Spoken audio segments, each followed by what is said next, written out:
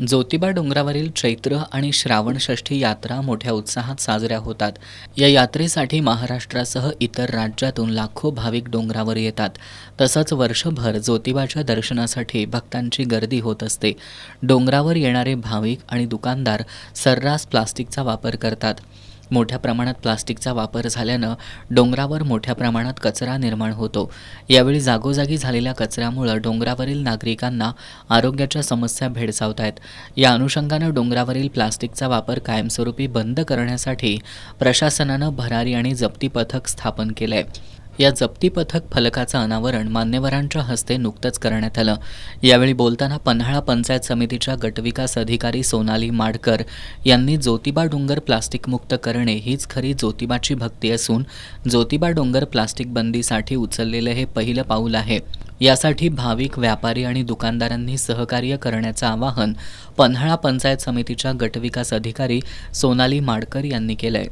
त्याला ज्योतिबा प्लास्टिक मुक्त करायचं आहे आणि त्या दृष्टिकोनातून आम्ही पहिलं पाऊल टाकलेलं आहे की आज गावातल्याच लोकांची आम्ही प्लास्टिक मुक्तीसाठी समिती तयार केलेली आहे. ही समिती पूर्ण वेळ ह्या विषयावरती काम करेल. लोकांच्या काय गरजा आहेत, व्यापाऱ्यांच्या काय अडचणी आहेत, त्याच्यातनं मार्ग काढून जास्तीत जास्त आम्ही ह्या विषयाला वेळ देऊन आम्हाला ज्योतिबा डोंगर हा प्लास्टिक मुक्त करायचा आहे म्हणून आणि ह्या बाबतीत आपले माननीय जिल्हाधिकारी अमोल येडगे सरांचं विशेष मार्गदर्शन आणि विशेष प्रयत्न पण आहेत.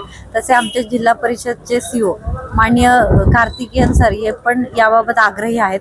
तर आम्ही सगळे तहसील विभाग, देवस्थान विभाग, पंचायत समिती पन्हाळा संयुक्त विद्यमाने प्रयत्न करून ज्योतिबा डोंगर स्वच्छ ठेवण्यासाठी पहिलं पाऊल टाकतोय. तर याबाबत गावकऱ्यांनी, ग्रामस्थांनी आणि व्यापाऱ्यांनी आम्हाला सहकार्य करावं ही विनंती. तसेच ज्योतिबा डोंगर प्लास्टिक मुक्ती हीच खरी ज्योतिबाची भक्ती. या भरारी आणि जप्ती पथकामध्ये ग्रामस्थ, पुजारी, व्यापारी, दुकानदार, पोलीस, महसूल, ग्रामपंचायत, सामाजिक तसंच राजकीय कार्यकर्त्यांचा समावेश करण्यात आलाय. आत्तापासूनच प्लास्टिक बंदीबाबतचा जागर केला तर एप्रिल 2026 होणारी चैत्र यात्रा 100% प्लास्टिकमुक्त यात्रा होईल असा विश्वास उपस्थित मान्यवरांनी व्यक्त केला.